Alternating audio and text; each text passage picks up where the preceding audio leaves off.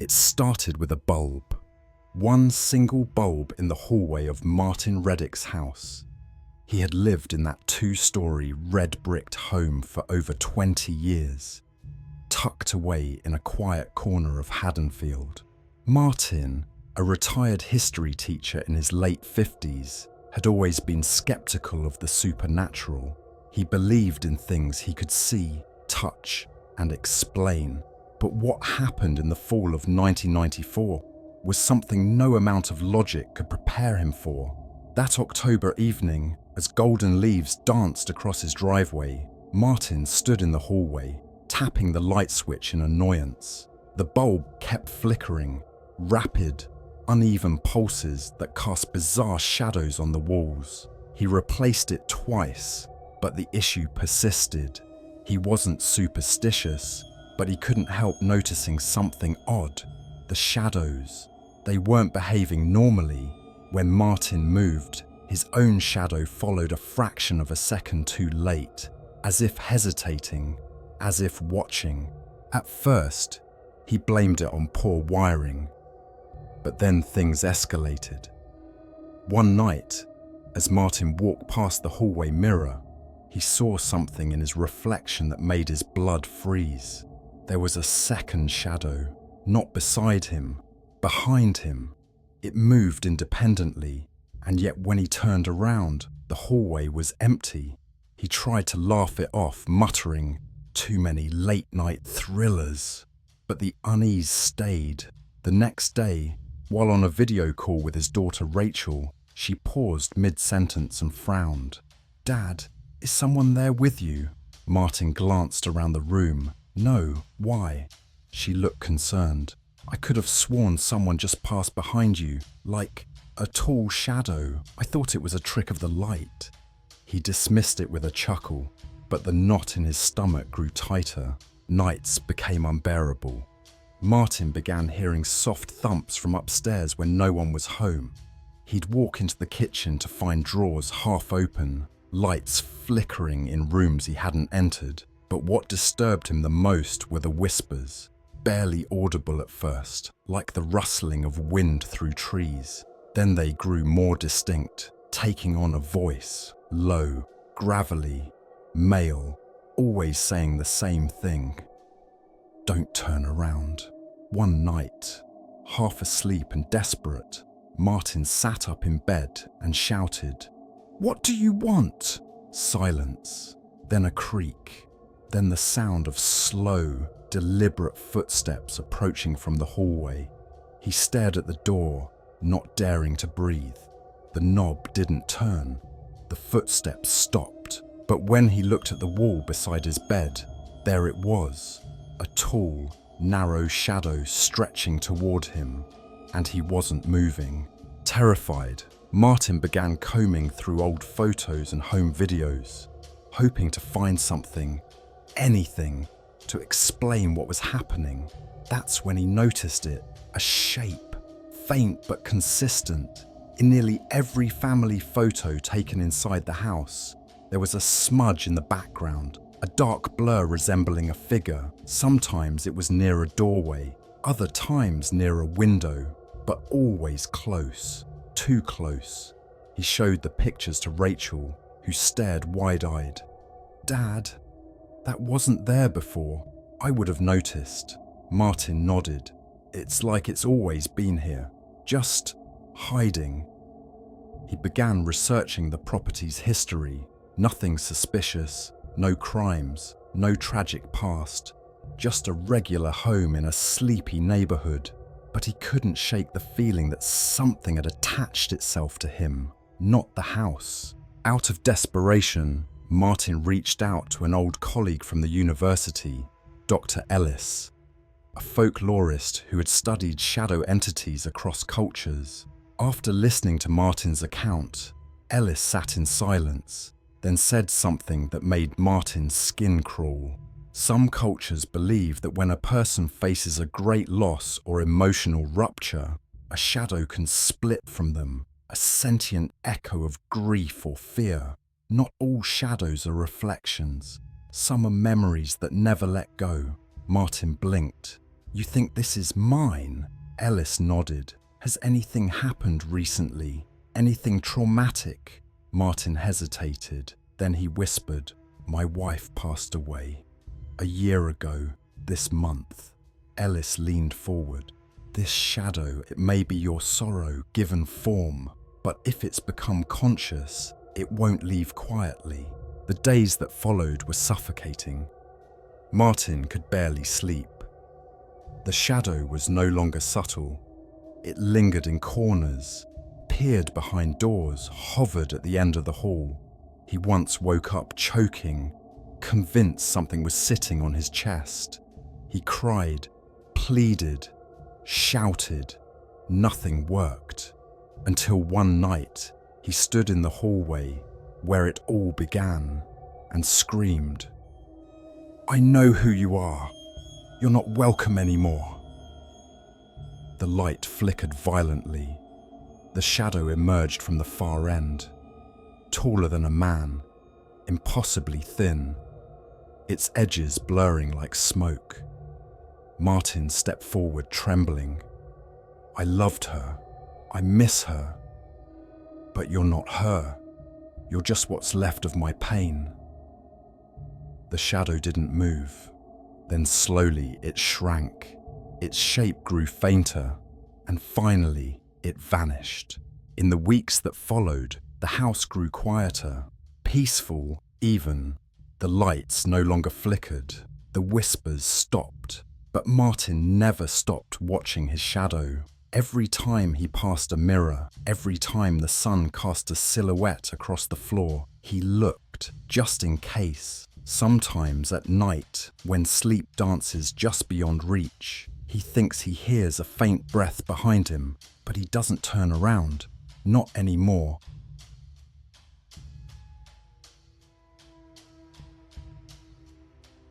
I moved into the apartment on Wren Street in late October. The rent was strangely low for such a spacious place, but I didn't question it much. The landlord, an old man with thin lips and eyes that flicked nervously around the room, handed me the keys without ever stepping inside. Just don't use the second bedroom, he muttered, almost under his breath, and left before I could ask what he meant. I didn't think much of it. Maybe it was full of junk, or maybe it had mold.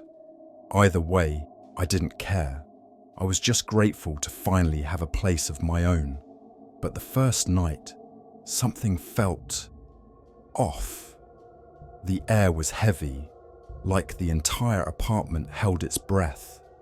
I thought I saw something move in the hallway mirror, but when I turned, nothing was there. I laughed it off, blaming the stress of the move and the dim hallway lighting. Over the next few days, strange things began happening.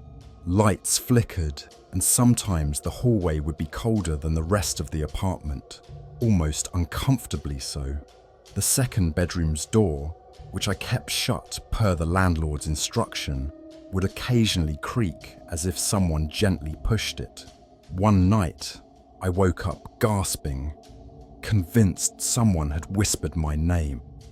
I sat up, heart racing, and scanned the dark room. A shadow moved at the far end near the hallway, but it didn't behave like a shadow. It moved against the light. I rubbed my eyes, terrified but trying to stay rational. It's nothing, I whispered. Just a trick of the light. The second bedroom started to call to me, not literally, but I felt drawn to it. I'd find myself standing in front of the door, hand reaching for the knob, only to snap out of it at the last second. One evening, as I sat reading, a soft voice crept under the door. It was low, distant, almost melodic. I couldn't make out words, but the tone was unmistakable. It was inviting. I froze, book dropping to my lap. "Hello?" I called, standing up, not even sure why I responded. There was no reply, just silence. I pressed my ear to the door. Nothing. But as I turned away, I heard it again, not from behind the door this time, But behind me, I spun around, heart hammering in my chest. Empty hallway. The lights flickered once, then went out completely. The next morning, I ran into my neighbour, Mrs. Dorsey. She was a petite woman with thinning hair and a habit of looking over her shoulder mid-sentence. When I mentioned the strange noises, her face went pale. "He didn't tell you, did he?" she said. "That room belonged to his daughter. She vanished a year ago. Police never found her. But we all know she never left."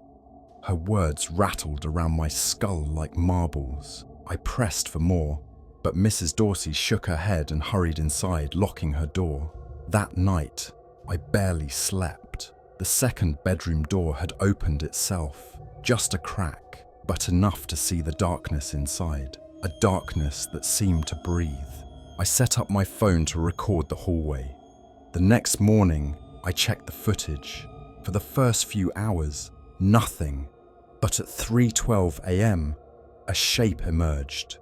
A tall, thin shadow with elongated limbs slid out from the second bedroom. It didn't walk. It drifted, as if gravity barely applied. Then it stopped and turned to face the camera. Though there were no eyes, I felt it looking at me. I dropped the phone. My mouth went dry. That night, every creak and whisper felt louder, closer. I barricaded the second bedroom door with furniture, but the whispers continued. And the shadow, it started appearing even when the lights were on. I stopped going to work. I stopped answering my phone. Friends thought I was losing my mind. Maybe I was. But they didn't see what I saw. Every night the shadow stood at the end of my bed, unmoving, silent. One night I screamed at it to leave. It didn't flinch. It just grew. Taller, darker, its edges bleeding into the room. And then it started mimicking my voice. I'd hear myself calling from the second bedroom, saying things I'd never say, begging, mocking, pleading. I'd cover my ears, but the voice would seep in, through the walls, the floor, even my thoughts. The last night, I gave in. I opened the second bedroom door. The room was pitch black, though it was midday.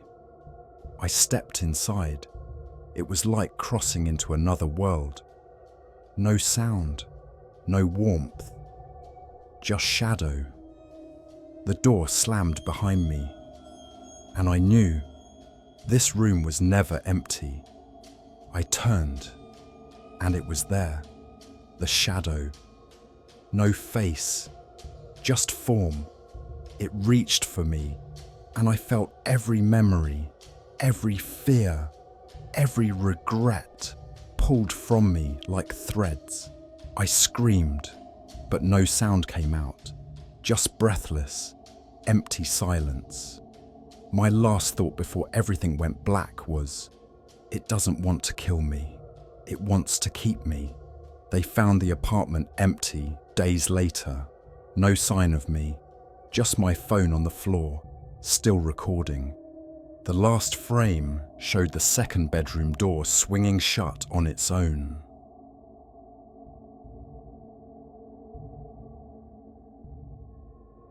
It started the night Daniel moved into the old rental on Cresswell Street, a mid-sized, narrow-laned neighborhood lined with whispering trees and houses built before memory.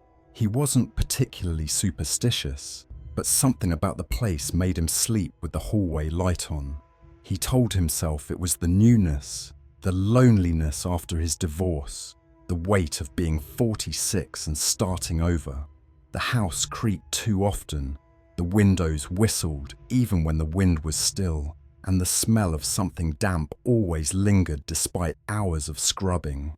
On the second night, Daniel sat by the window, sipping lukewarm coffee, watching the rain gather in slow rivulets down the glass. He had noticed it the first night too, but ignored it then. A flicker in the corner of his eye, like someone moving outside his window. But when he turned, there was nothing, just the streetlight casting long shadows over the slick pavement. But this night, it was clearer. A figure, standing just beyond the gate, still, watching.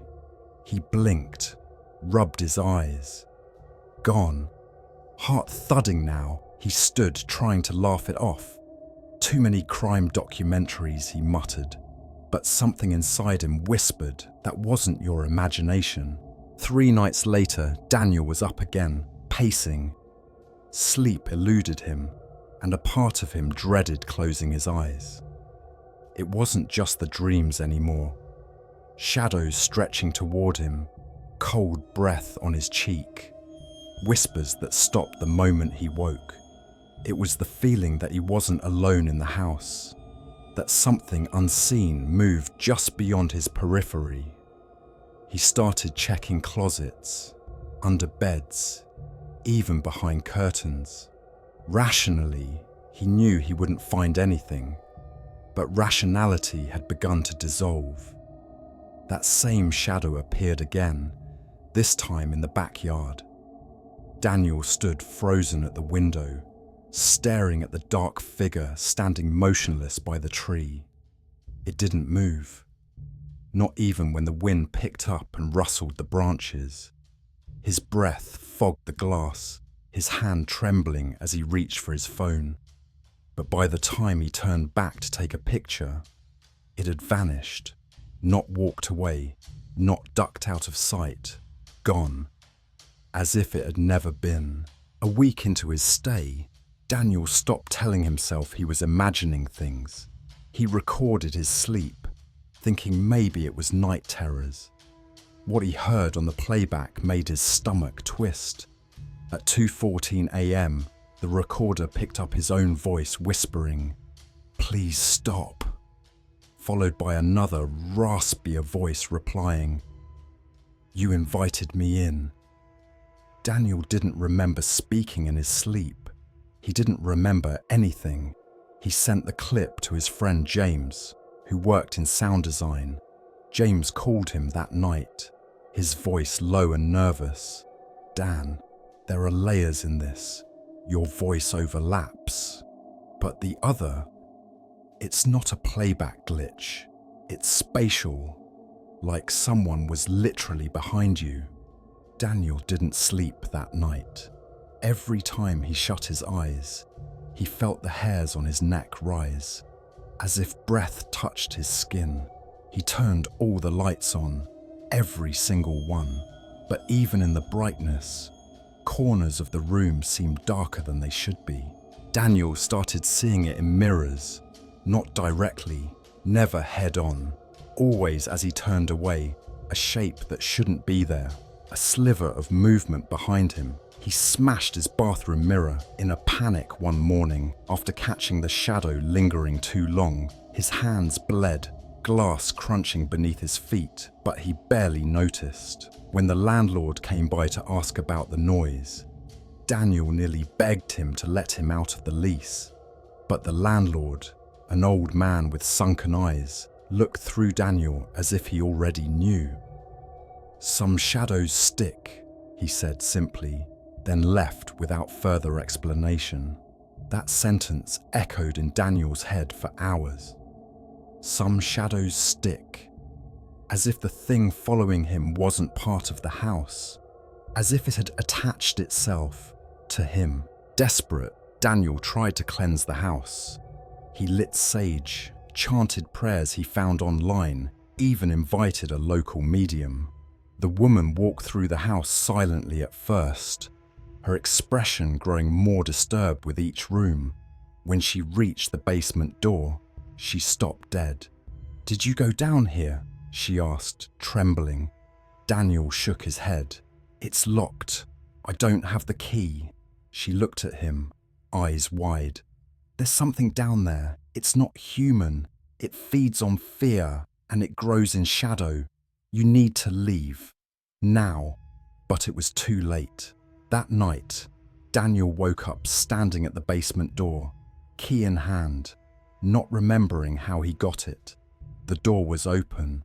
The stairs groaned beneath him, the air thick and cold. He descended into blackness with only the dim light of his phone.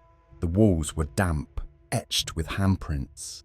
As he reached the bottom, the smell hit him. Rotting earth and something sour, something wrong. The beam of his phone caught a shape in the far corner, a human-sized figure, hunched, wrapped in shadow, its face indistinct like smoke. Daniel couldn't move, couldn't breathe. The thing lifted its head slowly. Two glowing eyes stared at him, not angry, hungry. "You kept looking," it rasped. Daniel dropped the phone. Darkness swallowed him. They found him 2 days later, curled in the corner of the basement, eyes wide open, lips torn from screaming. He was alive, but catatonic. The doctors said he suffered a psychotic break. But James, who visited once, swore Daniel's shadow moved a second after his body did. The house is vacant now, for sale, cheap. But no one stays more than a night. They all say the same thing. I felt like something was watching me from my own shadow.